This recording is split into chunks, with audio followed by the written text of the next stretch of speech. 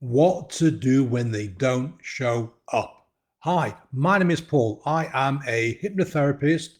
I am a business coach, and I also mentor, train, and coach other hypnotherapists in all kinds of different things.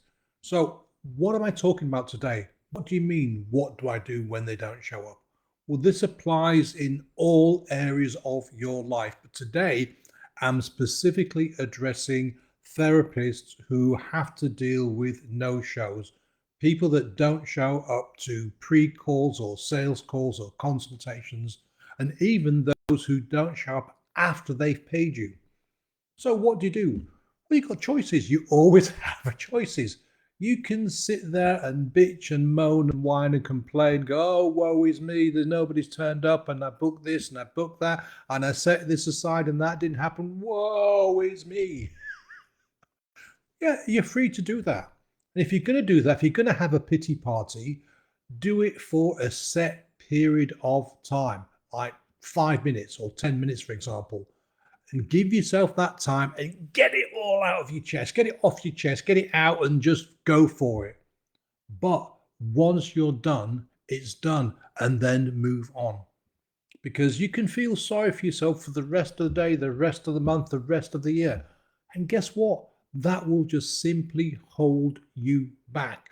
And whenever you get the chance to put yourself in front of another potential client, all that anger and frustration and annoyance and feeling sorry for yourself stuff will come out. So have your pity party, get it done, get it over with, and move on. Next thing, what can I do? Well, you can contact them, go, hi, Paul, we had a meeting booked at 10 o'clock today. Hope everything is okay. Would you like to reschedule? Because believe it or not, stuff happens to other people. Maybe they simply forgot. Maybe one of their kids was sick. Maybe they'd broken down on the way to or from work. Maybe they had a leak they had to deal with. Stuff can happen. So don't expect that all of your potential clients live this kind of perfect life. Because ask yourself this question: if they lived this perfect life, why were they coming to you in the first place? Yeah.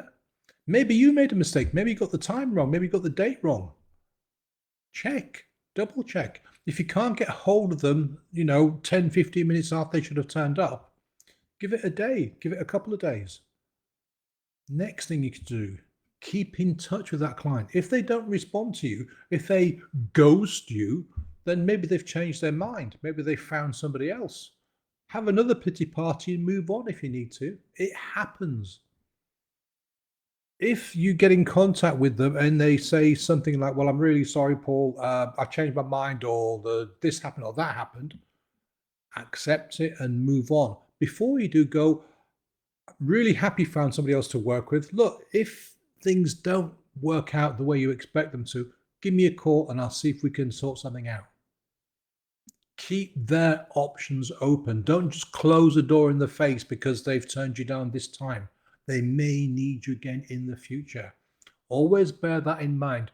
Just because someone has changed their mind today doesn't mean they're going to change their mind again in the future, that they don't need your help in the future.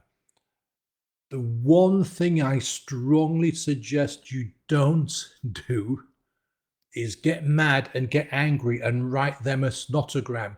Write them a really angry, you didn't tell me, you wasted my time. I'm very blah, blah, blah, blah, blah, blah, bullshit, bullshit, bullshit. Don't do that. Because if you do that, if that's your first response, and if they'd simply forgotten, or if something else had got in the way of that meeting, guess what? They ain't going to rebook. They ain't going to reschedule. Then they go, that Paul Wilson, what an idiot. I don't want to talk to him anyway. I'm glad didn't have that appointment. God, if he's like that, wow. Have to be reasonable. You have to expect that sometimes stuff gets in the way and people can't show up. You also have to expect that sometimes people will forget. You also have to expect and understand that people may change their minds and not want to see you. Now, unfortunately, a lot of people aren't like you and me, because of course I know you when you change your mind, you contact that person, go, I'm really sorry, Paul, I've changed my mind. Thank you very much. Goodbye. I know you don't do that. I know you don't ghost people, but a lot of people do. And when you're working for yourself, when you're doing things, it happens. So you have to expect that to happen. But don't take it to heart. It's not about you, it's about them. And this applies across the board in your life. If you're meeting a friend for coffee and you're sitting there with your latte, cappuccino, what's it thingy, yeah, and they don't show, same thing again. Drop them a text. Hi, Paul. I'm here. I thought we were meeting at 10 o'clock.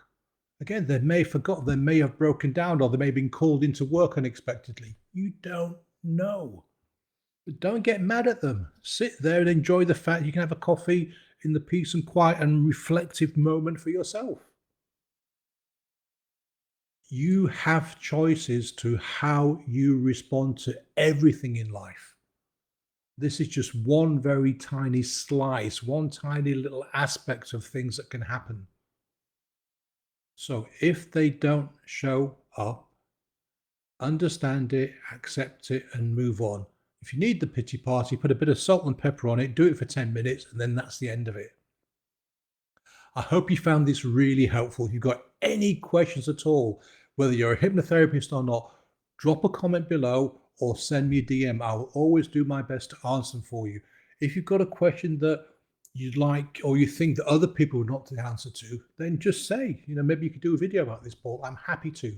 Have a fabulous day, and I'll see you again tomorrow. Thanks for watching. Bye now.